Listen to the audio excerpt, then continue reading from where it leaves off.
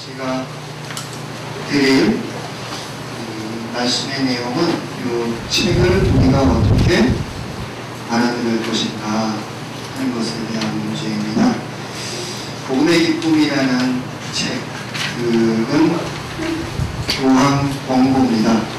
교황 권고라는 건 어떤 거냐면 교회 내 여러 가지 문헌에 등급이 있는데 우리나라에 법의 등급이 있잖아요. 제3위법은 헌법입니다. 그래서 그 밑에 무슨 율법전서에 나온 형법이니 이런 것들이 있고 그 밑에 무슨 조례니 뭐 이런 것들이 있고 그래서 하위법들이 상위법에 거슬릴 수가 없게 돼 있는 그래서 어떤 법이 잘못됐다 그러면은 사람들이 이제는 헌법재판소에 소원하는 이 법이 정말로 헌법의 정신에 맞느냐 맞지 않느냐 하는 거가 된 겁니다.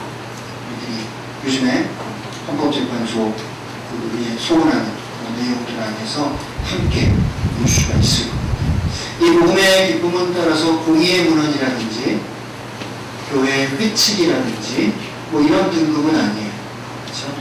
교황 권고니까 어떤 내용일까요? 이렇게 했으면 좋겠다라는 법적인 구속력이 있는 것이 아니라 그래서 이 복음의 기쁨을 통해서 교황님이 우리 세상에 있는 그 천주교 신자들에게 내가 앞으로 교회의 교종으로 있는 동안 이런 밑그림에 의해서 교회를 이끌어 나갈 예정이다 라는 것에 대한 프로그램을 미리 보여준 겁니다.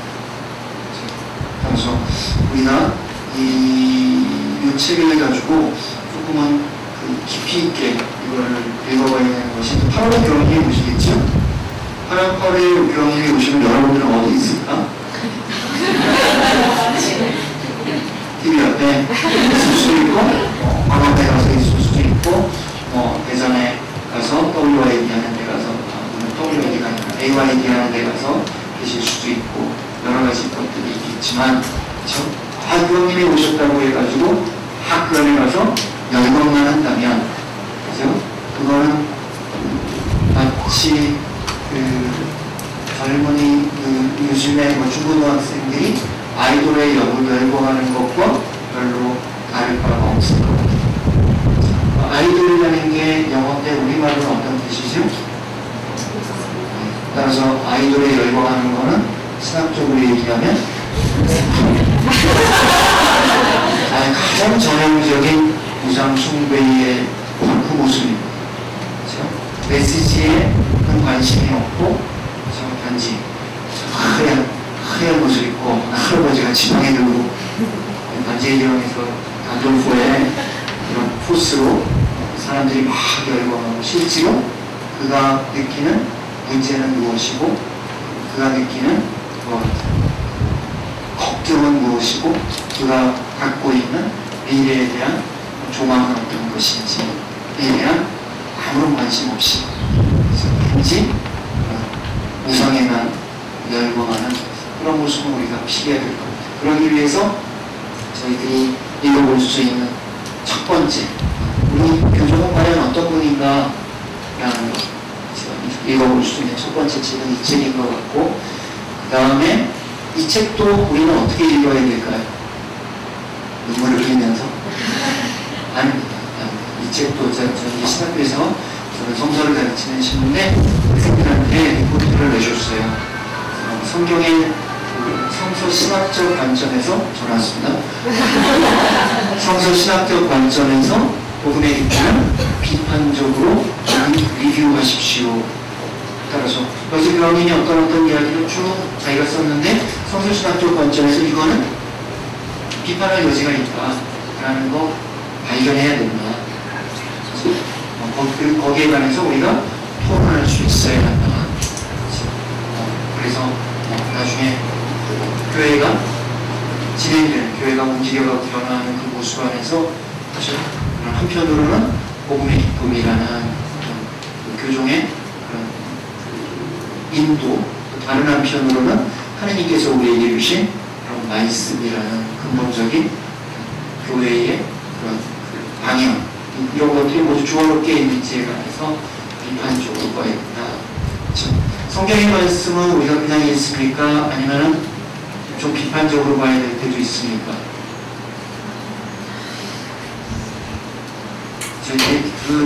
요한복음에 나오는 토마스 그 사건 때문에 그러는데, 보지 않고도 믿는 절대로 그 구절이 얘기하는 것은 맹목적인 믿음을 얘기하는 것이 아닙니다. 성경 안에도 보면 내적인 모순이 있어요. 성경 안에도 보면 내적인 모순이 있어요. 가장 대표적인 경우 중에 하나가 여성에 관한 것 같은 진술들인데, 예를 들어 여러분들 아담과 하와 이야기 읽어보면 하와를 창조하실 때 하나님께서 어떻게 창조합니까? 아담의 가인뼈를 뽑아서 하와를 만드셨다라고 얘기 나오잖아요. 그렇죠? 그럼 그거는 아담과 하와, 남성과 여성의 문제를 봤을 때 남성과 여성은 동등하게 보는 겁니까? 아니면 차별적으로 보는 겁니까? 차별적으로 보는 겁니다. 그렇죠? 남성 우위에 지금 어떤 건 좀 다르게 해석하는 분도 있어요.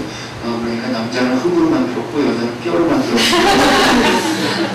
뭔 차이나 이렇게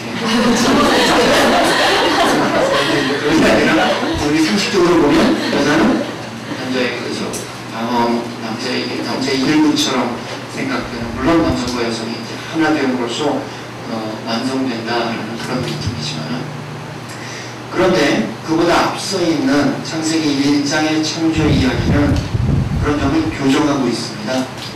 창세기 1장의 첫 번째 7일 동안의 창조를 한 창세기 1장의 이야기를 우리가 읽어보면 그 부분을 쓴 사람은 창세기 2장에 있는 두 번째 아담과 하와를 통해서 에덴 동산 안에서 세상을 창조하시고 또 남자의 갈비뼈에서 여자를 만들어내신 그 두 번째 이야기를 이미 알고 있는 거예요.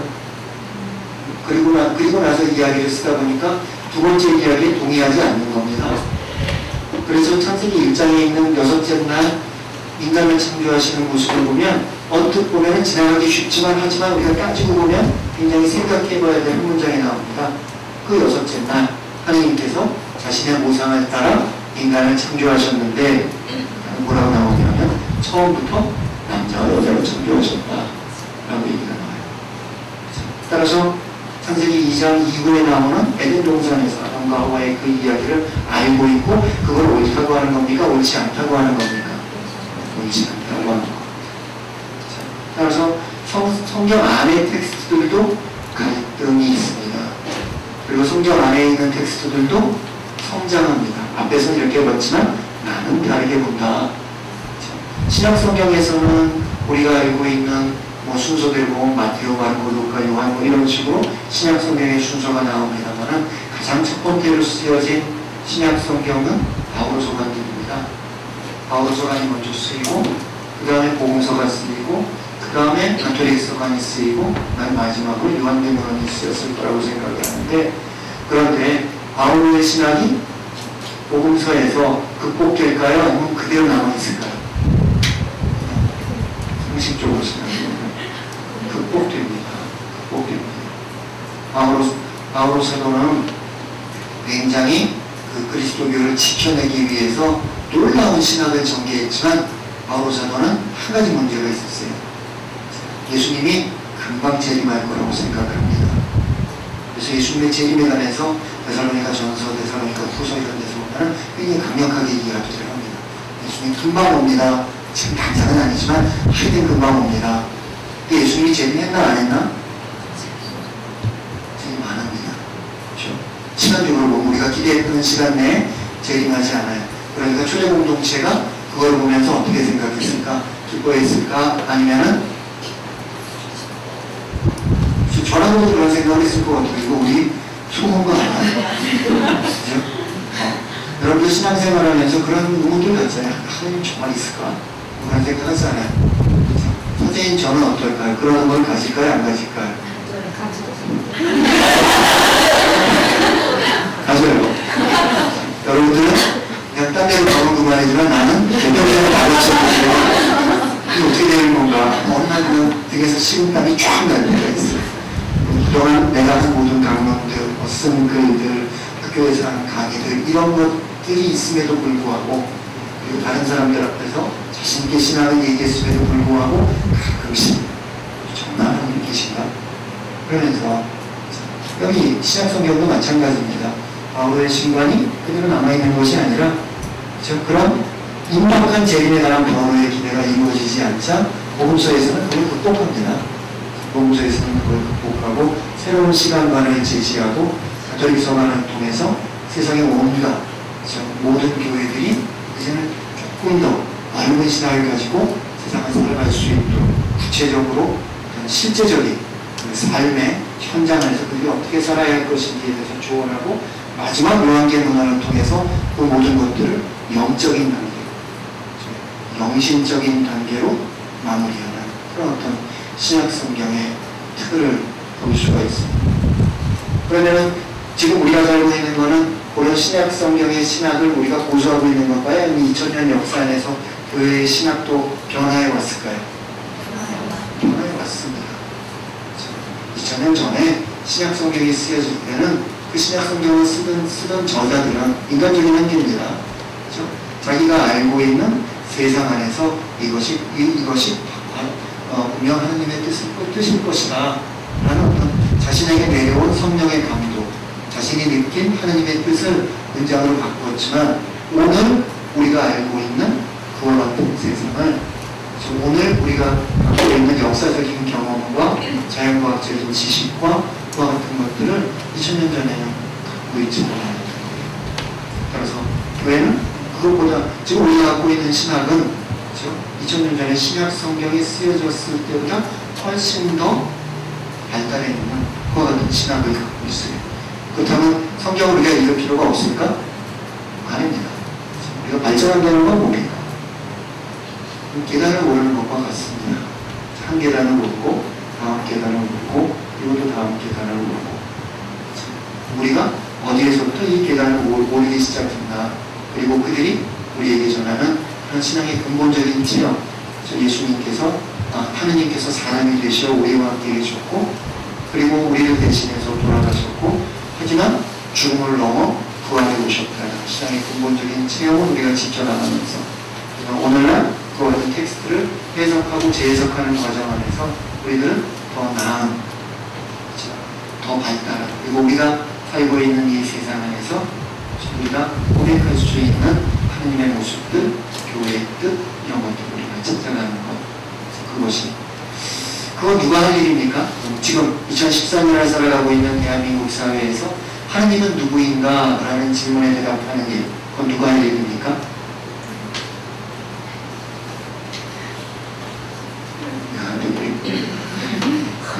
그거를 해야 되는 주체를 우리는 뭐라고 부르냐면 교회 그리고 그게 됩니다.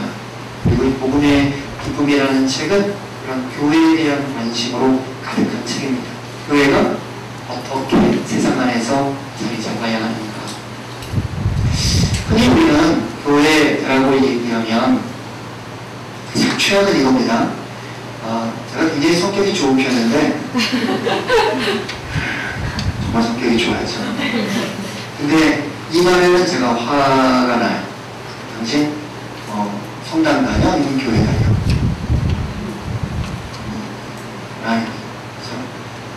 성당이라는 것은 건물의 개념입니다. 교회라는 것은 건물의 개념이 아닙니다. 교회라는 그 말을 영어로는 처치라고 하죠. 라틴 말로는 에클레시아라고 얘기하는데 이게 어떤 뜻이냐면 에클레시아라는 말은 그리스 말에서 나왔어요. 그리스 말은 칼레오라는 말에서 나왔는데 칼레오가 어떤 뜻이냐면 부른다는 뜻입니다. 그러니까 에클레시아 영어로 얘기하면 X 그 다음에 그렇게 완전히 그 선택받은 그 사람들이 만남 이 교회라는 정의입니다. 그래서 교회란 무엇이냐? 이렇게 그리스도를 따르는 사람들이 함께 모여 있는 거예요. 함께 모여서 함께 서로를 위해서 기도하고 세상을 위해서 기도하고 그리고 그 세상 안에서 저 교회가 존재할 수 있는 그런 어떤 길을 짓고 따라서 교회는 추상적인 개념입니다. 따라서 천주교 신앙을 갖고 있는 사람들이 함께 모이는 천주교회가 있고 개신교 신앙을 갖고 있는 사람들이 함께 모이는 개신교회가 있습니다. 그런데 우리 그냥 함께 모이면 불편하니까 건물을 짓죠. 그렇게 천주교 신앙을 갖고 있는 사람들이 천주교회를 이루기 위해서 지은 건물을 성당이라고 부르고 개신교 신앙을 갖고 있는 사람들이 개신교회를 이루기 위해서 지은 건물을 교회 아니니까 예배당 있고, 그래서 천주교회가 있고 개신교회가 있고 성당이 있고 예배당이 있고 교회에 대한 기본적인 정의. 그러니까 교회 무엇인가? 사람들이 함께 모여있는 것이다. 사람들의 모임이다 라는 겁니다. 따라서 멋진 성당은 지어놨지만 여러분 나중에 유럽의 성지순례 이미 갔다 오신 분들도 있고 가게 되실 분들도 있지만 거기 가보면은 그건 거기 있는 성당은 교회가 아닙니다. 왜냐? 그 안에 기도하는 사람은 없고 관광객들만 있어요. 예술적인 가치는 있는데 하느님을 만나는 사람은 그곳에 가서 하느님을 만나기 위해서 그 건물 안에 들어가는 것이 아니라 저게 미켈란젤로 거래, 저게 라파엘로 거래, 저게 무슨 베르니니 조각 작품이래. 그걸 보고 그 앞에 가서 인증샷 찍고 하는 그게 어떻게 보면 굉장히 슬픈 그런 현실입니다. 그래서 교회는 그것이 아니라 건물의 개념이 아니라 교회는 추상적인 그런 우리들의 만남이다.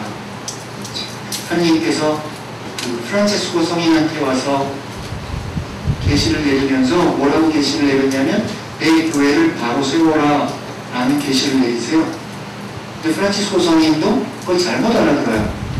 자기가 살고 있는 근처에 허물어져간 그런 다미아노 경당이 하나 있는데 이걸 고치라고 말했나 보다 생각을 하고 자기가 돌보던 남용 환자들이랑 같이 거기 가서 그 성당을 그 경당을 우습을 해요. 그래서 지금도 여러분들 아시시에 가보면은 다미아노 경당이 거기 있습니다. 프란치스코 성인이 직접 돌을 날라서 만든. 사람들은 잘못 생각하고 나서 프란치스코 대성전만 보고 오는데 정말 가서 봐야 될 때는 거기에요. 한 20명 남직한 사람들이 이렇게 앉아서 기도하면 그냥 끝나요. 공간이 아주 좁은 공간입니다. 그런데 그것도 프란치스코 성인이 제대로 알아들은 겁니까? 제대로 못 알아들은 겁니다. 나중에야 그 말이 아니었구나. 그리고 목숨을 걸고 당시에 교황을 찾아가는 겁니다. 교종을 찾아가서 이것은 하느님께서 나에게 이런 계시를 내렸습니다. 지금 우리 교회가 걸어가고 있는 길은 잘못된 것입니다. 그와 같은 증언을 하는 겁니다. 이번에 그 프란치스코의 정신을 살고자 하는 그 교정이 우리나라에 오는 것이요. 누군가가 그 교정에게 가서도 뭐 어떤 얘기를 하겠습니까? 한국 교회가 지금 잘 가고 있는지 아니면 잘 못 가고 있는지 얘기합니다. 그래서 오늘 저희들이 함께 하는 모임의 제목은 포럼입니다. 포럼이라는 것은 어떤 뜻입니까? 강사가 강의하고 여러분들이 듣는다는 뜻입니까? 아닙니다. 그 포럼이라 함께 얘기한다는 뜻입니다. 그래서 제가 포럼 때 여러분들에게 쭉 보고 나서 나중에 최종적으로 드리고 싶은 질문은 한국교회는 지금 어떤 좋은 모습이 있고 어떤 고쳐야 할 모습이 있는가? 한국교회 안에서 우리가 지켜야 될 모습은 무엇이고 변화시켜야 할 모습은 무엇인가? 그에 관해서 여러분들이 함께 얘기해 주셨으면 하는 첫 번째, 두세 가지 주제도 있겠지만 첫 번째 주제는 바로 그겁니다. 지켜야 할 것에 관심을 갖고 있는 사람들을 우리는 뭐라고 부릅니까? 보수라고 부릅니다. 변해야 할 것에 관심을 갖고 있는 사람들은 뭐라고 부릅니까? 진보라고 부릅니다. 보수와 진보는 따라서 싸울 필요가 있습니까? 서로 다른 의견이 있기 때문에 토론할 필요는 있겠죠. 이런 문제 때문에 세상이 암만 변화되고 이것만 꼭 우리가 지켜야겠습니다 라고 얘기하고 있는 거죠. 건강한 보수와 그렇죠? 우리가 살고 있는 세상 안에서 이것만큼은 좀 바뀌어야 되겠습니다 라고 얘기하고 있는 그런 건강한 진보가 함께 만나서 그렇죠? 서로 수국골통 종북까지 이렇게 할 필요는 사실은 없어요. 그렇죠? 왜? 모두가 우리의 미래를 걱정하면서 함께 이 얘기를 하는 겁니다. 그래서 교회 안에서도 보수적인 입장의 사람들과 진보적인 입장의 사람들이 있습니다. 저는 어떤 입장일까요?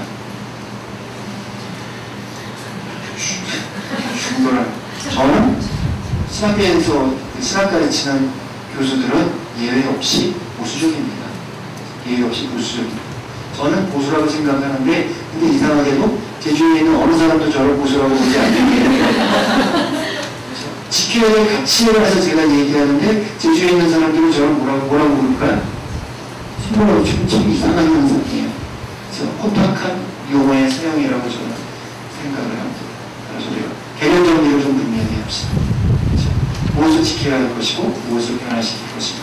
그래서 여러분들이 또 거기에 대해서 보수적인 입장으로 접근하든 아니면 진보적인 입장으로 접근하든 그래서 함께 얘기해 볼 수 있는 그런 중요한 그런 이야기입니다. 복음의 기쁨이라는 것은 복음의 기쁨이라는 책의 내용을 조금 훑어보았으면 합니다. 첫 번째, 교회 문서가 되게 이렇습니다. 1장, 2장, 3장, 4장 나가면서 우리가 알고 있는 일반적인 그 개념은 1장 1, 1장 2, 1장 3 이렇게 나가야 될 것 같은데 요 항은 1년부터 끝까지 쭉 나가요. 그래서 2장의 첫 번째, 3장의 첫 번째가 한으로는 36항, 48항 이런 식으로 나갑니다. 그 카운팅하는 방법이 조금 다르다는 거를 여러분들이 생각을 하면서 왼쪽에는 그런 그 장절의 챕터의 그런 흐름으로 숫자를 매겨놨고 뒷부분에는 항으로 이렇게 이야기를 하는데 일반적으로 저희들이 복음의 기쁨은 제가 쓰는 글에서 인용한다면은 요것만 가지고 인용합니다. 복음의 기쁨 34항에 가면 37항을 인용한다면 앞에는 대부분 그냥 책을 보기 위한 편의로서만 생각을 하고 인용합니다. 뒷부분을 인용합니다. 자, 복음의 기쁨, 복음이라는 말은 어떤 뜻이죠? 한자로 보면 기쁨, 소식. 누가 전한 겁니까? 예수가 우리에게 전한 겁니다. 예수가 우리에게 전한 복음, 기쁜 소식을 우리가 한마디로 요약한다면 뭐가 될까요?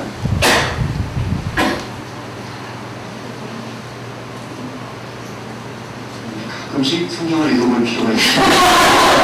천주교 신자라고. 참 이상해요. 제처럼 저는 딱 구분이 돼요. 개신교 신자들은 성경을 읽어라. 천주교 신자들은 국주기도를 해요. 물론 국주기도 나쁘다는 뜻이 아니라 하지만 가끔씩 국주기도를 하다가 힘이 들 때 이게 중요합니다. 복음서를 우리가 보게 되면 예수님의 말한 복음은 다음과 같은 틀 안에 다음과 같은 한 줄로 좀 요약해 볼 수 있을 것 같아요. 이제 하나님 나라가 가까이 왔다. 너희는 회개하고 내가 너희에게 전하는 이 복음을 믿어라. 그래서 하나님 나라의 도래, 이게 굉장히 중요한 얘기입니다. 우리가 하나님 나라로 가는 것이 아니라 하나님 나라가 가까이 왔다라는 겁니다. 첫 번째 기억할 것. 두 번째는 회개하여라. 따라서 예수님은 보수입니까? 진보입니까? 보수와 진보가 그 안에서 좀 섞여 있어요. 회개한다는 건 어떤 뜻이냐면 그 본래의 의미가 어떤 뜻이냐면 어딘가를 이렇게 가다가 돌아가는 겁니다. 본래 자기가 가야 될 길로. 이런 면에서 좀 보수적이에요. 하지만 진보적이기도 합니다. 어떤 면에서 진보적입니까? 우리가 지금 현재 가고 있는 것이 좋다는 뜻입니까? 아니면 변해야 된다는 뜻입니까? 변해야 된다. 지금처럼 살아서는 안 된다. 그러면서 어떻게 살아야 하는지 저 자신의 삶과 죽음과 부활을 통해서 우리에게 가르쳐 주시는 그것이 바로 복음의 중심에 있습니다. 따라서 예수님이 전하는 복음은 첫 번째 하나님 나라의 도래, 두 번째 회개의 선포, 두 가지입니다. 그런데 그거는 예수의 복음이고 교회의 복음은 뭘까요? 교회가 전하는 기쁜 소식은 바로 그렇게 하나님 나라의 도래와 회개의 요청을 한 예수가 바로 하나님께서 우리에게 예언자들을 통해서 약속하셨던 메시아였다라고 고백하는 거예요. 예수는 바로 우리와 함께 계셨던 하나님이셨다라고 고백하는 그것이 바로 교회의 복음입니다. 또 그의 죽음과 부활을 통해서 우리도 그 부활에 참여하게 되고 영원한 생명을 얻게 되었다. 그래서 예수님의 복음과 교회의 복음은 어떻게 보면 같은 이야기를 궁극적으로 하고 있겠지만 하지만 각각의 워딩은 조금 다릅니다. 특히 예수를 메시아로 고백하는. 그래서 우리가 알고 있는 교회의 복음은 우리가 매번 기도 때마다 하는 그 내용입니다. 이 모든 말씀은 예수 그리스도를 통하여입니다. 예수 그리스도라는 그 한마디가 바로 교회가 간직해온 복음의 핵심입니다. 그런데 복음 안에도 이미 기쁨이라는 소리가 있는데 그것을 더 그 중에서 기쁨이라는 것을 강조를 합니다. 그 조금 역설이에요. 왜냐? 여러분들 복음에 따라서 살려고 노력했던 시간이 있습니까? 여러분들 알고 있는 고뇌는 어떤 게 있을까요? 무단히 오른뼈만 때리면 왼뼈만 된다. 오리를 가져가면서 심리를 해주고 속옷을 달라고 하는 사람에게는 겉옷도 주고. 이번에 신학교에서 강의를 하다가 이게 도대체 어떤 말씀입니까? 그러니까 어느 누가 진지하게 저한테 이렇게 대답을 했어요. 혹시 오른뼈만 2번 가지면 아프니까 오른뼈하고 왼뼈만 되라는 뜻은 아닐까요? 예, 그런 뜻이 아닙니다. 그렇게 모든 것을 다 내어주는 원수를 사랑하여라. 이와 같은 복음 안에 담겨있는 그 내용들을 우리가 그대로 생각해보면 문자 그대로 한번 읽어본다면 이거는 실현하기 어렵습니다. 뭐 극단적으로 그런 생각을 저도 해요. 이대로 사는 거는 장난이다. 예, 그런데 그것 따라서 그 복음이라는 것은 우리에게 도저히 갈 수 없을 것 같은 저 높은 곳에 있는 가치인데 우리 자신만의 힘으로서는 실현할 수 없는 그러므로 우리는 그거를 뭐라고 부릅니까? 복음을 따라 사는 삶을 우리는 뭐라고 부릅니까? 십자가라는 거. 십자가를 지고 가야 하는 그와 같은 그 삶의 고난, 삶의 어떤 수고로 역경 이런 걸 통해서 그리고 결국은 순교 이런 개념으로까지 연관이 되는데 교정은 거기다가 어떤 얘기를 하는 겁니까? 그것이 기쁘다라는 이야기를 하는 겁니다. 이게 참 알아듣기 어려운 제목부터도 사실은 역설적인 그와 같은 제목인 겁니다. 그 복음의 기쁨 안에서 따라서 기쁨을 안에서 우선 설명을 합니다. 그 새로운 기쁨, 함께 나누는 기쁨, 즐거움과 위안을 주는 복음화의 기쁨, 영원한 새로움, 신앙의 전수를 위한 새로운 복음화, 이 공부의 제안과 함께 중직한 것입니다. 네, 아무튼 이와 같은 기쁨입니다. 그런데 이해는 될 것 같아요. 이해는 될 것 같아요. 왜냐하면 사제생활을 하다 보니까 좋은 사람들을 참 많이 만나게 돼요. 사제생활이 되게 큰 축복인 것 같습니다. 영등포에 가면 요셉원이라고 있는데 그 요셉원을 만드신 손명식 선생님이라고 있어요. 이분은 의사셨는데 의사 생활의 대부분을 갈 곳 없는 노숙자들을 치료하는 게 모든 삶을 바칩니다. 그리고 본인도 이제 암을 얻어서 나중에 돌아가시는데 나중에 항암 치료하느라고 원래 다 빠진 상태에서도 돌아가시기 이틀 전까지 병원에 나와서 진료를 해요. 육체적으로 힘든 상황이셨었는데 아무튼 제가 살아있는 동안 그분을 뵐 수 있는 기회가 있었는데 저는 옛날에 그 순교한 성인들도 성인들이지만 정말 그와 같은 그 현대의 성자들을 우리들이 좀 성인병에 올려야 되지 않나 이런 생각을 자주 합니다만 아무튼 그분을 만날 기회가 있었는데 뭐 이렇게 얘기하다가 제가 그런 얘기를 했어요. 참 훌륭하십니다. 어떻게 이렇게 어려운 일을 평생 그렇게 해오십니까? 그 손호영 선생님이 저한테 정색을 하고 동안과 같은 말씀을 하시는 거예요. 그런 말씀하지 마십시오. 나는 내가 기뻐서 이걸 합니다. 나한테 오는 그 환자들 한 사람 한 사람이 하느님이 나에게 주신 선물입니다. 제가 말문이 좀 막혔어요. 집에 와서 생각을 해보니까 아 그렇겠다 라는 생각을 합니다. 다른 사람은 이해하지 못합니다. 저 사람이 왜 저렇게 살까? 우리가 생각하는 세속적인 행복 안에서 충분히 살 수 있는데 저 사람은 왜 저렇게 살까? 세속적인 행복은 어떤 겁니까? 남진이라는 가수가 그렇게 노래를 했죠. 저 푸른 초원이 위에 같은 집을 짓고 사랑하는 사람과 함께 한평생 살고 싶어. 이게 세속적인 우리가 알고 있는 행복입니다. 그렇게 살고 싶지 않은 사람 혹시 있습니까? 특별히 무슨 초월에 관한 반감이 있거나 같이 하는 거라면 다 그렇게 살고 싶을 거예요. 사제들의 꿈도 어떤 걸까요? 그림같이 이쁜 성당을 짓고 사랑하는 신자들과 한평생 살다가 하느님 나라에 가고 싶다. 그런데 예수님은 복음에서 그런 이야기를 하시지 않습니다. 너희가 하느님 나라에 가기 위해서는 세상을 살아가면서 수고로운 삶을 살아야 한다. 예수님이 그 얘기까지만 하시고 그 다음 얘기를 안 하시는데, 그런데 실제로 그와 같은 사람들에게 있어서는 제가 만나보니까 남들은 이해하지 못하는, 하지만 자신을 알고 있는 기쁨이 있는 거예요. 남들은 저 사람이 왜 저렇게 살까 그러는데 본인은 그게 행복한 겁니다. 그게 좀 다른 차원의 이야기인 겁니다. 제가 그런 생각을 쭉 하면서 그 다음에 마더 데레사도 별로 존경을 안 하게 됐어요. 씨가 좋아서. 마더 데레사 그런 삶을 살면서 자기가 행복했을 거예요. 그렇죠? 여러분들이 오늘 저를 처음 만나시는 분도 있고 그렇지 않은 분도 있겠지만, 그렇죠? 저를 이렇게 보시면은 제가 행복해 보입니까? 아니면 불행해 보입니까? 행복해 보이죠. 근데 세속적인 그런 관점에서 보면 저는 행복할 이유가 없어요. 그죠? 그냥 뭐 한 교구의 사제로 살고 있고, 뭐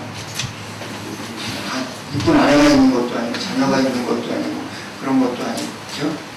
본당에서 평범한 본당 신부로 살고 있고, 학교에서는 무서운 교수 신부로 살고 있고, 뭐 그러면서 다른 사람들이 저를 보기에 그냥 행복할 이유가 없어요. 그렇죠? 따라서 제 친구들이 저를 만나면은 좀 이상하게 생각해요. 왜 어떻게 하다 너는 그런 길을 가니? 그리고 어떻게 하다가 그런 길을 가는데도 그렇게 힘들어 보이지가 않니? 물론 이제 요즘은 이제 제 친구들이 저를 만나서 친구들이랑 잘 얘기합니다만, 예. 그래서 여기서 얘기하고 있는 기쁨이라는 것은 우리가 생각하는 1차원적인 그런 기쁨이 아니라, 여기서 얘기하고 있는 기쁨이라는 것은 우리가 신앙의 체험 안에서 얘기하는 그런 초월적인 기쁨을 우리에게 얘기하고 있구나. 그와 같은 기본적인 틀 위에서 이 책 전체를 봐야 될 겁니다. 그러면서 교정이 얘기하고 있는 첫 번째 주제는 다음의 주제입니다. 교회의 선교적 변모. 그리고 이게 모토입니다. 출발하는 교회. 여러분들 1960년대에 공의회가 있었습니다. 제2차 바티칸 공의회라는 아주 교회 쇄신에 관해서 우리 모두에게 교회의 문을 여는 그와 같은, 그 전까지는 교회는 이 문이 좀 닫혀 있었어요. 근데 교회의 문을 여는 그런 놀라운 의미에서의 공의회였는데, 그 공의회가 끝난 다음에 실제로 그러면은 실현되었느냐, 리얼리제이션 되었느냐, 이 문제 앞에서는 사실 신학적인 토론이 좀 필요합니다. 2014년 대한민국 한국교회가 1960년대 중반에 있었던 공의의 정신을 실현하면서 살아가고 있느냐, 아니면 그렇지 않느냐. 중요한 질문 중에 하나입니다. 여러분들은 대답할 수가 없죠. 왜냐? 교회에서 공의에 관해서 여러분들에게 가르친 적이 없으니까. 공의라는 게 있었대라는 것만 알고 공의의 정신이 뭔지, 그 전까지의 교회는 어땠는데 공의를 통해서 교회가 어떻게 바뀌어야 된다고 그와 같은 이야기들을 한 건지, 또 공의 문헌 뭐 읽어보시면 알겠지만 복음의 기쁨도 사실 읽기 쉽지가 않죠. 그죠? 이게 불면증 있는 사람 굉장히 제가 생각할 정도로 어떻게 보면 뭐 재미있는 스토리가 있는 것도 아니고 뭐 이런 거지만 신학적으로 굉장히 흥미진진한 책입니다만 문장 자체는 좀 지루해요. 근데 공의의 문헌은 더 지루해요. 그리고 문장이 길어요. 한 페이지에 막 세 문장 뭐 이렇게밖에 안 들어요. 옛날에는 그렇게 문장을 길게 쓰는 게 폭력이었기 때문에 그렇게 된 것 같아요. 아무튼 그런 공회를 통해서 교회가 문을 열었는데 그럼에도 불구하고 교회는 어떤 교회냐 하면 지키는 교회입니다. 그렇죠? 오늘날 한국 교회에서 교회가 발전한다는 건 어떤 거죠? 신자수, 네, 본당수입니다. 그래서 한국 교회에서는 양쪽으로. 그 다음에 교회가 세상에서 존재하는 형태가 뭐냐면 어느 본당에 있다가 신자수가 일정한 신자수가 늘어나면 분가해요. 땅 사고 집 짓습니다. 그리고 거기서 본당의 수가 신자수가 또 늘어나면 또 분가해요. 땅 사고 집 짓습니다. 이게 우리가 갖고 있는 교회의 근본적인 틀이고 따라서 일정한 공간을 마련하고 신자들이 그곳에 와야 하는 교회는 그곳에 있고 사람들이 그곳으로 오는 그런 틀입니다. 그런데 여기서는 어떤 이야기를 하는 거죠? 출발하는 교회. 즉 교회가 움직이기 시작하는 겁니다. 따라서 이거는 교회를 부동산의 개념으로 본 겁니까? 아닙니다. 부동산은 어떤 뜻입니까? 부동산. 움직이지 않는다는 뜻입니다. 그런데 그것은 교회가 아니라 지금 교회는 움직여야 된다. 라는 것입니다. 어디로 움직여야 할지에 관해서 이제 더 얘기하겠죠. 그러면서 출발하는 교회, 그거 굉장히 중요합니다. 오늘 여러분들이 한마디 외워갈 것이 있던 이 개념입니다. 출발하는 교회. 첫 걸음을 내딛고, 뛰어들고, 함께 나며 열매 맺고, 그리고 아까 얘기한 그 기쁨에 기뻐하는 그와 같은 교회. 그리고 나서는 사업활동의 쇄신에 관해서, 그리고 복음의 핵심에 관해서, 인간의 한계 안에서 구체화되는 선교에 관해서, 그리고 열린 마음을 가진 어머니의 모습으로서의 교회를 이야기합니다. 이 장에서는 공동연합의 위기 속에서 라고 교회가 세상 안에서 존재하는데, 그래서 모든 존재에는 존재 이유가 있습니다. 그래서 여기 있는 걸상의 존재 이유는 뭡니까? 사람이 앉는 거. 여기 있는 책상에 존재 이유가 있고, 여기 있는 볼펜에 존재 이유가 있습니다. 그리고 여러분들은 도저히 믿기지 않겠지만 여러분들의 존재 이유도 있을 겁니다. 있을 겁니다. 나는 이 세상에 무엇하러 왔는가? 나는 이 세상에 어쩌다가 던져졌는가? 단지 우연한 정당한 남자의 결혼인가? 아니면 여기에는 어떤 목적이 있을까? 신앙을 갖고 있는 사람들과 신앙을 갖지 않는 사람들은 바로 그 선택 사이에 있는 겁니다. 많은 과학적 무신론자들이 얘기하는 건 뭡니까? 우주는 빅뱅을 통해서 생겨났고 그 안에서 우연하게 이런 우연을 통해서 그 안에서 생명이라는 것이 생겨났고 거기에서 또 우연히 진화의 과정이 생겨났고 그래서 우리가 여기에 있다라는 과학적 무신론입니다. 그런 사람들, 그런 분들을 만나면 제가 하고 싶은, 하고 그리는 얘기가 있었을 거니까 정말 그렇게 생각하는 겁니까? 저 하늘의 저 별들은 무의미하게 저렇게 둥둥둥 떠있고 태양은 아무런 의미 없이 동쪽에서 떠서 서쪽으로 지는 것이고 나는 아무런 이유 없이 이 세상에 왔다가 한중흙으로 험하게 돌아가는 것. 그것이 인간의 선택입니까? 아니면은 그 모든 것에는 이유가 있다. 내가 이 세상에 온 이유가 있을 것이고 이 세상이 이렇게 생겨난 이유가 있을 것이고 그 안에 어떤 목적이 있다. 존재의 이유가 있다. 라고 우리가 볼 것인가. 이게 신앙을 갖느냐 그렇지 않느냐의 뜻입니다. 그러므로 여러분들이 교회 안에서 교회의 신자로서 여러분들이 해야 할 중요한 실존적인 노력이 있다면 그건 뭐냐? 우리의 신앙 안에서 내가 존재하는 이유를 찾아내는 겁니다. 하나님과의 관계에서 나는 왜 이 세상에 왔는가? 나는 무엇하러 왔는가? 아까 말씀드렸죠? 교회라는 것은 부르심이라고 하나님께서 부르신 사람들의 모임이라고 말씀드렸죠? 저희 본당 초등학생들도 그건 알아요. 제가 저희 본당 미사 때 아이들한테 초등학생들한테 이렇게 물어봤어요. 여러분들 집에서 이렇게 있으면 엄마가 누구누구야 하고 부르죠? 애들이 예 그래요. 왜 부르죠? 좀 시켜보려고요.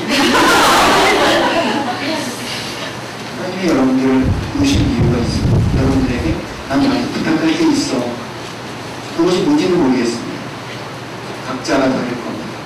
저에게는 저한테 맡겨진 신자들, 아니면 저한테 맡겨진 학생들을 잘 돌봐주고, 여러분들에게는 여러분들이 서로 만나는 사람들, 그런 자녀를 갖는다면 자녀를 보호하고 키우는 것, 사회 안에서 구성원을 키우고, 또 중요한 건 뭡니까? 교회의 구성원으로서 여러분들이 할 수 있는 해야만 하는, 크고자 여러분들이 세워야만 하는 존재 이유가 있을 겁니다. 그렇죠? 그런 존재, 세상 안에서 교회는 그러면 무엇하러 존재하는가? 라는 그 질문 앞에서 우선은 세상은 어떤가? 세상과 교회에 관해서 세상은 교회에 관해서 어떻게 얘기하고 있는가? 예. 세상은 어떤 곳입니까? 우리가 살고 있는 세상은 어떻게 특징 지어집니까? 여기서 보면 병인이 굉장히 세상을 보는 시선이 비판적인 것 같아요. 세상에는 좋은 사람들도 많이 있습니다. 철학자들도 있고 인문학자들도 있고 평생을 헌신적으로 사는 사람들도 있고 여러 가지 모습이 있는데, 하지만 경제적인 문제로 서로를 배척하는 경제는 안 된다. 배척의 경제, 그러면 우리 안에 어떤 말이 떠올라야죠? 자본주의, 신자유주의, 여러분들 G20이라는 단어가 떠올라요. G20이라는 건 어떤 뜻입니까? 세상에서 지혜를 잘 사는 20개 나라가 어떻게 하면 계속해서 우리끼리 잘 살 수 있을까? 이런 생각합니다. 그런 자신들이 이룩한 것을 어떻게 하면 지켜낼 수 있습니다. 배척하는 경제를 하는 겁니다. 예, 첫 번째는 돈의 새로운 의사는 안 된다. 돈에 관해서 생각해 봅시다. 돈은 좋은 겁니까? 나쁜 겁니까? 양면서 생각해보세요. 어떤 면에서 좋습니까? 저는 좋다고 생각해요. 저도 얼마 안 되는 돈을 가지고 많은 사람들을 행복하게 해줘요.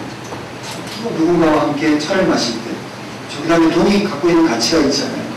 우리가 만약 돈이 없다면 저기 가서 커피 한 잔 마시기 위해서 쌀 이만큼을 들고 가야 될 거예요. 돈이 갖고 있는 중요한 화폐의 기능이 있습니다. 그런데 이제는 그런 화폐의 기능을 넘어서 그것이 뭐가 된 겁니까? 우상이 된 겁니다. 다음 문장을 완성시켜 보십시오. 돈만 있으면 뭐든지 할 수 있어요.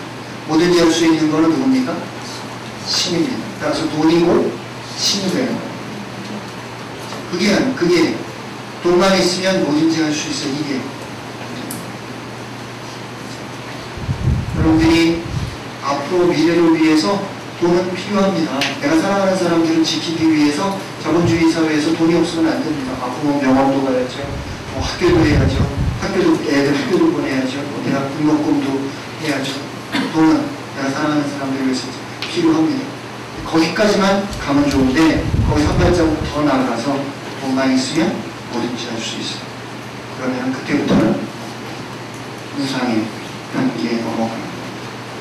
따라서 우리가 그런 물질주의 또는 자본주의를 비판하면서, 그렇죠? 자칫 잘못된 비판을 할 수 있어요. 돈이 문제인 것처럼. 그렇지 않습니다. 칼이 문제가 아니라 뭐가 문제입니까? 칼을 사용하는 사람의 마음이 문제입니다. 그렇죠? 칼을 가지고 여러 가지 좋은 일을 할 수 있어요. 돈을 가지고 정말로 많은 사람들을 효과적으로 쉽게 도울 수가 있고, 돈을 잘 사용함으로써 우리가 함께 사는 세상을 만들 수가 있고, 돈을 잘 사용함으로써 우리는 놀라운 일들을 해나갈 수가 있습니다. 칼을 가지고 우리가 볼 수 있는 거죠. 하지만 나쁜 마음, 그것을 갖게 되면 그럼 어떻게 됩니까? 누군가를 공격하고, 누군가를 억압하고, 누군가를 착취하고, 누군가를 죽음으로 몰아갑니다. 그런 좋지 않은 돈. 따라서 우상화해. 그리고 더 나아가 금융제도, 소위 말하는 신자유주의와 병인이 굉장히 경제에 관한 관심이 많은 거거든요. 오늘날의 이 세상이 교회의 교회 입장으로 봤을 때 아주 그 생각해야 되는 결정적인 문제가 경제적인 문제다라는 생각을 하는 것 같아요. 그래서 우리나라에서는 아직 그런 시도가 별로 없습니다만 저희 원당에서 저는 한번 해봤는데 잘 잡지는 않았어요. 하지만 외국에서는 어떤 시도들이 있냐면 각 교구 내지는 지역 공동체에서 지역 화폐를 만드는 운동을 합니다. 기존에 있는 그게 아니라 따라서 여러분들이 주일학교에 가서 교사로 일을 했다면 시간당 그 교회에서 여러분들에게 주는 페이가 있어요. 예를 들어 1시간을 일하면 1000 햇살 여기 1000 햇살을 가지고 여러분들이 살 수 있는 서비스가 있어요. 그렇죠? 예를 들어 내가 어디를 가야 되는데 나는 자동차가 없는데 자동차가 필요하다. 어떤 사람이 2000 햇살 주면 내가 어디서부터 어디까지 어떤 물건 가지고 운송해 주고 이런 식의 그 안에서의 물물 교환에 아니면 새로운 의미에서의 그런 화폐 형태가 있습니다. 왜냐? 왜 그와 같은 운동이 일어나느냐? 요즘에 신자유주의 안에서 우리가 살아가고 있는 그 금융제도가 너무나 많은 그런 그 문제들이 일으켰다. 놀라지 마십시오. 지금 전 세계에서 움직이고 있는 화폐량을 합산을 하면 지구에 있는 모든 자산을 20번 살 수 있습니다. 참 이상하죠? 지구에 있는 모든 돈을 가지고 지구를 20개를 살 수 있어요. 따라서 이런 우리가 갖고 있는 금융 시스템이 가장 겁내고 있는 것이 뭐냐 하면 돈의 가치에 대한 인간의 인식이 바뀌기 시작하고 굉장히 겁을 냅니다. 그런데 그런 금융제도에 관해서 간접적으로 나타나는 그런 교황님의 교정의 이야기, 세상의 도전들에 관해서 세상이 이런 식으로 해서 즉 하느님 나라가 우리에게 오셨다라고 예수님이 선포했는데 세상은 하느님 나라부터 점점 멀어져 간다라는 현상을 딱 보는 겁니다. 그리고 폭력의 문제, 문화적 도전의 문제, 신앙 교착화의 문제, 불신의 문제, 다양한 문제 이야기합니다. 그 다음으로는 서로 일꾼들이 겪게 되는 유혹들입니다. 여기서 말하는 서목 일꾼들은 일체적으로는 성직자와 수도자를 얘기할 겁니다. 하지만 성직자와 수도자라고 일부러 얘기 안 한 겁니다. 왜 그럴까요?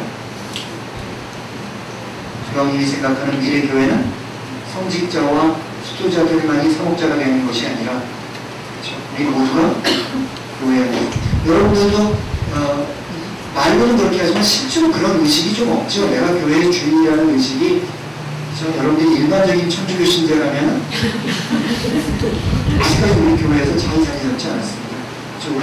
우리 성당은, 우리 교회는, 예를 들어, 우리 명동 성당은 누구의 성당입니까? 본당 신부님, 주변님, 그거 같아요. 우리는 그냥, 따라서 주인의식이 없으니까 떠나기도 쉬워요. 본당 신부님 강론이 마음에 안 들어. 그럼 어떻게 합니까? 요즘은 몇 본당 가죠? 따로 본당 가죠. 저기 있는 본당 신부님이 강론이 웃긴데. 한 번은 저희 본당 청년들이 같이 얘기하는 거 저희 옆에서 들었는데, 어느 본당 가서 학생 미사 가자. 그 본당 신부님이, 거기 보좌 신부님이 정말 재미있대. 무슨 얘기하는지 노래 얘기가 나오더라고요. 그래서 나중에 젊은 신부님이 노래를 정말 잘하나 보다 라고 생각을 했더니 그게 아니라 젊은 신부님이 음치예요. 그러니까 매번 할 때마다 그게 이렇게 웃긴다는 거예요. 그래서 그걸 들으러 가자 이런 얘기를 들으면서 속으로 조금 분노했어요. 예, 아무튼 사목 일꾼들이 겪게 되는 유혹들, 어떻게 보면 그리스도인들 모두가 겪게 되는 유혹들에 관해서 이야기를 하고 있습니다. 그 다음에 복음 선포에 관한 문제, 하느님 백성 전체가 복음을 선포한다. 성직자, 수도자들만이 복음을 선포하는 것이 아니라 하느님 백성 전체, 우리들 모두가 복음을 선포한다. 어떻게? 구간에서는 이와 같은 이야기들 주제에 맞춰서 무엇보다도 제일 중요한 거는 뭘까요? 제일 중요한 것은 복음의 선포가 제일 효과적으로 될 수 있는 것은 우리가 살아가고 있는 세상의 문화가 복음적이 되는 겁니다. 요즘에 젊은이들, 중고생들이라든지 대학생들이라든지 아니면 30대 초반까지, 30대 초중반까지의 청년들에게 있어서 가장 커다란 문화적 영향을 주는 것은 뭡니까?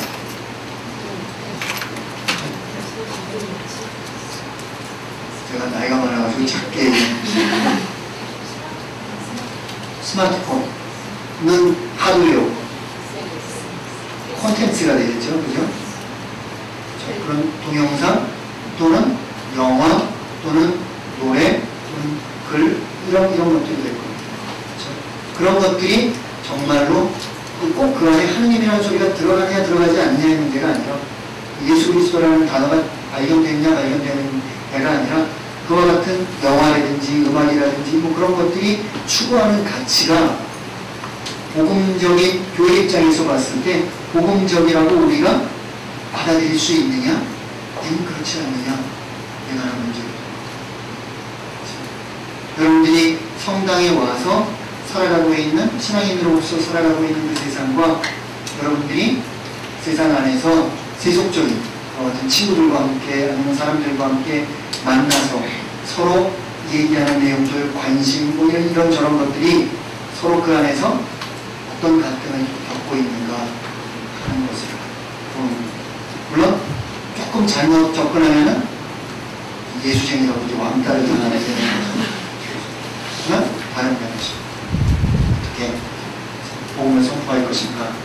그 다음에는 강론이라는 주제인데 이거는 사제들에게 유고된 것 같은 내용입니다. 그래서 이제 교종께서는 강론의 이제 일선 사목자들 중에서 특히 성직자들이 강론에 대단히 문제가 많은 것 같다라는 그런 지적을 여기서 하신다고 우리가 생각할 수 있습니다. 중요한 거는 여기서도 뭡니까? 건강 준비를 할 때 백성의 말에 귀 기울이기. 여러분들의 본당 신부님들이나 부자 신부님들은 여러분들의 말에 귀를 잘 기울입니까? 지금 본당 신자가 여기 둘이 나와서 목소리가 떨리기 시작해요. 여러분들의 말에 귀를 잘 기울입니까? 우리 교회는 그와 같은 모습입니까?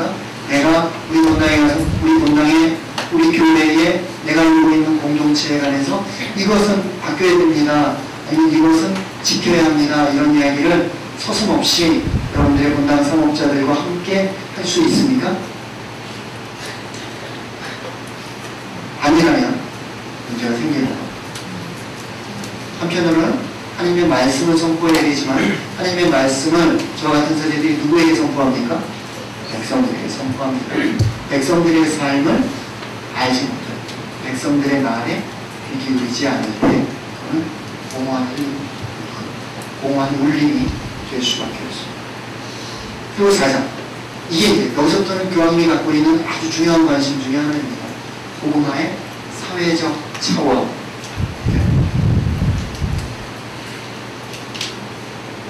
이제 여기서 이 대목을 보면, 이 대목을 여러분들이 이렇게 읽다 보면은, 많은 사람들은 교황님은 종북이 아닌가.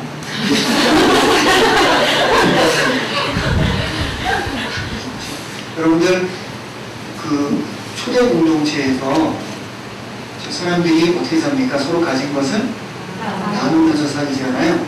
그러면서 많은 사람들이 공산주의다라는 생각을 하는데 실제로 그렇지는 않습니다. 복음적이라는 것과 공산주의는 굉장히 큰 차이가 있습니다. 우선 공산주의, 자본주의는 그 출발, 밑바닥에 있는 철학이 뭐냐면 물질주의입니다. 그건 어떤 뜻이냐면 눈에 보이는 것을 눈에 보이지 않는 것보다 더 중요하다고 생각하는 주의. 반대로 복음적이라는 건 뭡니까?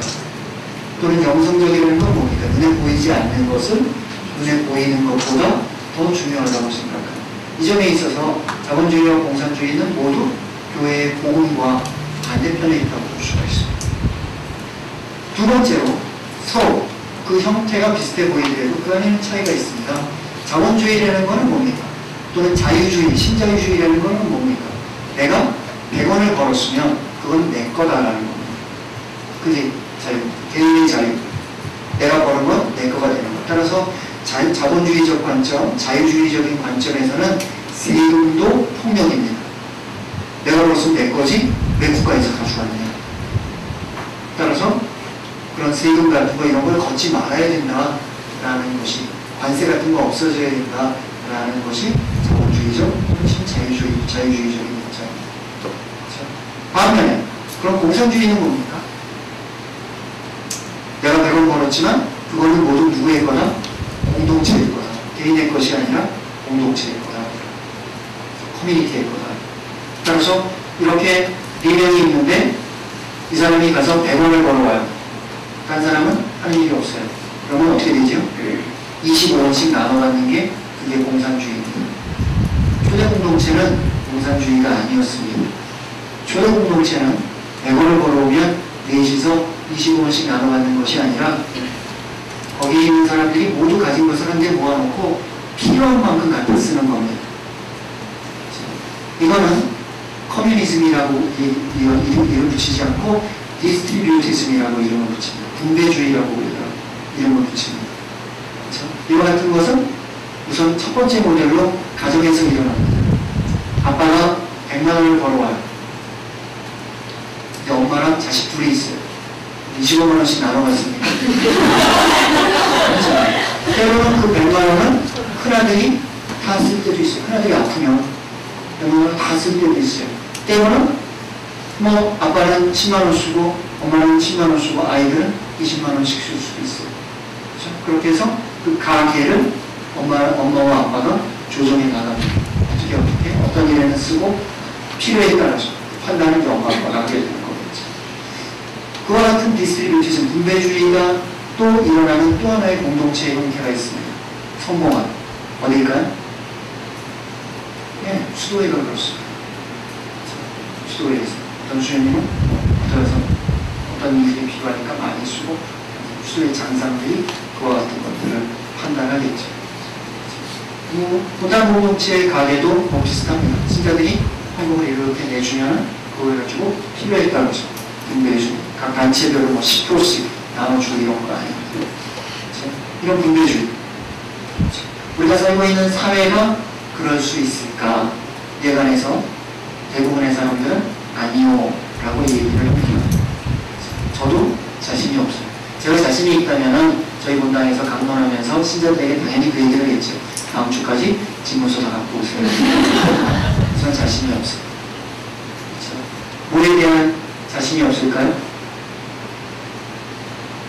사람들이 정말로 필요한 만큼 공동체를 생각하면서 자신이 필요한 만큼 그런 것을 갖다 쓸 수 있는 것까지 우리가 거기 그 단계까지 올라가 있는가라는 것에 대한 자신이 없어요. 그렇죠?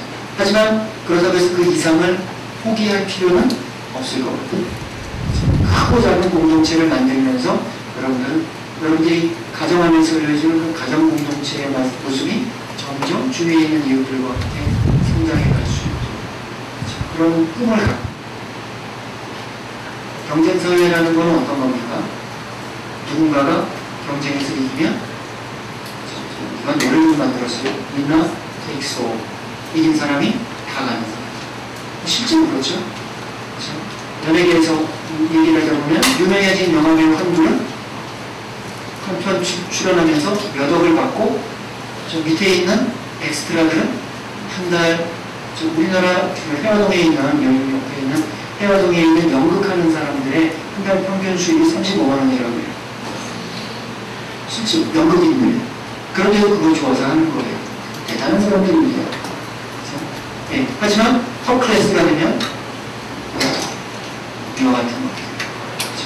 소수의 성공한 사람들만이 모든 것을 향하고 나머지는 그렇지 않아요. 기업도 대기업, 대형마트 이런 것들. 그렇죠? 호텔, 식당은 예약하지 않으면 몇 주 전에 예약하지 않으면 자리가 없고 그렇죠? 길거리에 떡볶이집은 문을 닫는 것이 우리가 살고 있는 세상에. 이 세상에서 생존하는 데는 두 가지 방법이 있습니다. 강자가 약자를 내리부르는 우리의 세상에서 그 세상을 대할 수 있는 길은 두 가지가 있습니다. 첫째, 강자가 되든지, 강자가 되려고 최선의 노력을 다하든지, 아니면 강자에 기생하든지 이와 같은 방법이 있습니다. 둘째, 세상을 바꾸려고 노력하는 방법이 있습니다. 예수는 어떤 길을 선택했습니까? 세상을 바꾸는 길을 선택했습니다. 잘 바뀌지 않지만 하지만 바뀌어야 된다. 그게 예수가 선택한 길입니다. 이 정도의 얘기를 하면 종교를 바꿔야 될까? 마음속으로 그런 소리를 듣는 사람들이 생기긴 하더라고요. 네, 그런 면에서 사회적인 차원에서 문제들, 특히 가난한 이들과 함께하는 그런 연대의 문제, 약한 사람들과 함께하는 그와 같은 연대의 문제, 약한 사람들과 함께하는 그런 약자들이 함께하는 그와 같은 연대의 문제를 그런 사회교리의 차원에서도 중요하게 생각하시는 그 문제들을 말씀하십니다. 사회교리는 이게 거기까지 나왔습니다. 크게 세 가지 원칙 위에서 이루어집니다. 첫 번째는 공동선, 교회 모든 사회교리는 공동선의 원리. 우리는 함께 선한 것을 추구합니다. 함께 모두가 잘 있는 것을 추구합니다. 두 번째는 연대성입니다. 함께합니다. 예수 사건이 만든 의미가 뭡니까? 하느님이 인간과 연대하셨다라는 겁니다. 그러니 그 모범을 따른다면 우리는 누구와 연대해야 할까? 재벌과 연대해야 될까? 아니면 국회의원들과 연대해야 될까? 누구와 연대해야 할 것일까? 라는 것을 그와 같은 문제입니다. 예, 그래서 결국 그 사회주의적인 차원에서 공동선과 사회의 평화의 문제들, 또 평화에 이바지하는 사회적인 대화의 문제들. 우리나라에서 가장 큰 문제 중에 하나가 소통의 문제죠. 여러 가지 양극화 현상이 있지만은 요즘 얘기하는 소위 진보와 보수의 양극화 현상. 신문 같은 거 이렇게 보수신문 아니면 진보적인 신문을 읽다 보면 대한민국에는 꼴통이랑 종북밖에 없는 것 같아요. 나머지는 도대체 어디 함께 이야기하지 못하는 것 같은 현실. 그럼 우리가 평화에 이바지하기 위해서는 함께 이야기할 수 있어야 합니다. 함께 이야기하고자 노력해야 한다. 그와 같은 거죠.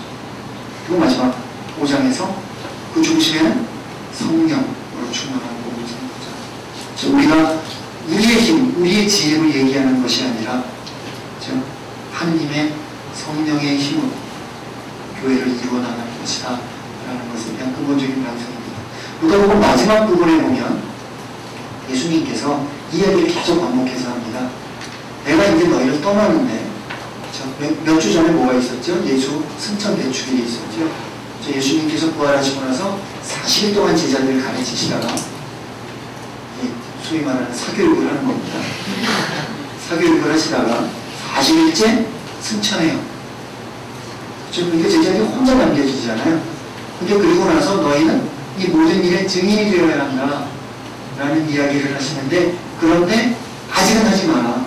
왜냐? 이건 너희들 힘으로는 할 수 있는 것이 아니라 그건 누구의 힘으로 할 수 있는 거냐? 성령의 힘으로 할 수 있는 거다. 그래서 50일째 따라서 예수님이 승천하시고 난 열흘 후에 오순절날 제자들이 다락방에서 기도하고 있는데 성령이 불효 모양으로 그들에게 내려오셔서 그들이 하나님을 찬미하기 시작하는 그 성령 강림이 바로 교회의 시작입니다. 우리가 이루고 있는 교회는 역사적으로 보면 언제부터 시작했습니까? 사도행전 2장에 오순절 사건부터 시작했습니다.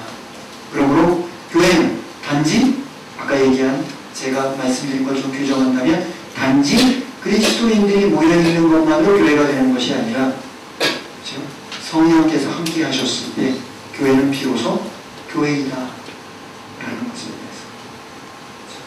그러므로 우리들이 복음의 기쁨을 전하기 위해서 가장 필요한 것은 우리들 교회 안에 과연 성령께서 함께 하시는가, 우리들 교회 안에 하느님의 자리가 있는가, 또 그리고 그분께 우리가 귀 기울이는 귀 기울이고 있는가 하는 것에 대한 문제가 우리들이 가져야 될 근본적인 반성의 출발점이죠. 예수님께서 지금 마르코복음에 보면 내가 이제 예루살렘으로 가서 순환하고 죽어야 한다 이런 얘기를 하니까 베드로가 나와가지고 우리가 이렇게 죽자고 당신을 따라다니는데 나중에 메시아는 무슨 뜻입니까? 예수 당시에 유대인들이 이해하는 메시아의 개념은 임금의 개념입니다. 당신이 이제 권력을 탁 쥐게 될 거고, 그럼 우리는 뭐 국무총리 국무총리 교육부 장관 이렇게 해가지고 한 자리씩 나눠 가져야 그런 얘기까지는 안 했지만 그러니까 예수님이 뭐라고 그러시냐면 후입하게 오피소모 사타나, 우리말로는 사타나 물러가라 라고 번역을 했는데 그 부분은 그리스 말에서 직역을 하면 어떤 뜻이냐면 사타나 내 뒤로 가라 라는 뜻입니다. 네가 내 앞에서 이리로 가야 된다 저리로 가야 된다 얘기하지 마라. 너는 내 뒤로 가라. 그리고 예수님이 제자들을 부를 때도 뭐라고 합니까? 나를 따라라. 자, 하나님이 앞장서 가시고 하나님께서 보여주시는 그 길을 우리가 따라가는 겁니다. 따라서 이 복음의 기쁨이라는 것을 우리가 총체적으로 종합하다 보면 사실 교회 공동체에서 모인 사람들이 함께 그 문제를 가지고 얘기할 수 있는 논의 구조를 만드는 게 중요합니다. 도대체 2014년 우리가 살아가고 있는 대한민국 사회 한가운데에서 하나님의 뜻은 어디에 있는가? 그것을 위해서 함께 기도하고 함께 말씀을 읽고 함께 미사를 하고 그리고 함께 이야기를 나누는 그와 같은 논의 구조를 우리들이 교회 안에서 만들어낼 수 있는가 그렇지 않은가 그와 같은 논의 구조를 만들기 위해서 지금 현재의 교회의 모습에서 무엇을 지켜야 하고 무엇을 바꿔야 할 것인가 그런 것입니다. 예. 따라서 여러분들에게 제가 포럼 때 질문하고 싶은 몇 가지 주제들은 뭐 이런 것들입니다. 교회는 세상에서 왜 존재할까? 나는 어떻게 생각합니까? 그리고 그런 교회의 존재에 대한 대한민국 사회, 2014년 대한민국 사회 한가운데에서 있는 그런 위험들, 교회가 그렇게 존재하려고 했을 때 교회를 위협하는 위험들은 어떤 게 있는가? 교회 내적으로, 그런 교회 외적으로. 이 이야기는 짧은 포럼, 토론 시간에 너무 긴 이 주제가 될 때는 빼고, 그리고 교회가 그와 같은 사회 안에서 존재하기 위해서 지켜야 될 원칙 중에 하나가 공동선, 연대성, 보조성이라는 그런 원칙입니다. 보조성이라는 건 어떤 거냐면 이런 겁니다. 교회는 누군가가 어떤 일을 잘했을 때 그가 그런 일들을 또는 그런 단체가 그런 일들을 잘할 수 있도록 보조해 주어야 한다 라는 겁니다. 이 보조성의 원리가 무너지면 자꾸 어떤 일이 생기냐면 그런 작은 카리스마들이 무너져 버립니다. 예를 들어 다음과 같은 겁니다. 누군가가 조재호 신부님이 이렇게 돼서 햇살이라는 단체를 잘 만들어서 잘 됐어요. 서울대 교구에서 보니까 좋거든요. 그래? 이제부터 그거 교구가 할게. 이래서 망가져요. 그러면 교구가 할 수 있는 가장 좋은 건 뭐냐? 햇살이 잘 될 수 있도록 어떤 지원이 필요한지, 인적 지원, 물질적 지원, 어떤 지원이 필요한지를 알아보고 교구가 할 수 있는 센터의 부실이라는 건 바로 그런 겁니다. 그런 프론트에 있는 여러 가지 움직임들이 잘 될 수 있도록 도와주는 겁니다. 여기서 교구청에 있는 신부님들 만날 때마다 이제 이 이야기를 강조하는데, 인간은 자꾸 그런 유혹이 있는 거거든요. 뭐가 잘 된다 그러면 왜 그럼 내가 이렇게 그런 식으로 그런 유혹들이 교회 안에뿐만 아니라 세상 안에서 우리나라에서도 보면은 누군가가 무언가를 잘 하는데 이제 그래 잘 되니까 이제부터 날아가야 돼. 이러다가 망가지는 일이 많아요. 아무튼 공동선, 연대성, 보조성이라는 사회 교리의 그와 같은 원칙 안에서 오늘날 교회가 사회 안에서 교회로서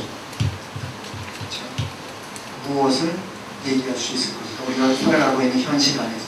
우리가 살아가고 있는 현실은 어떤 현실입니까?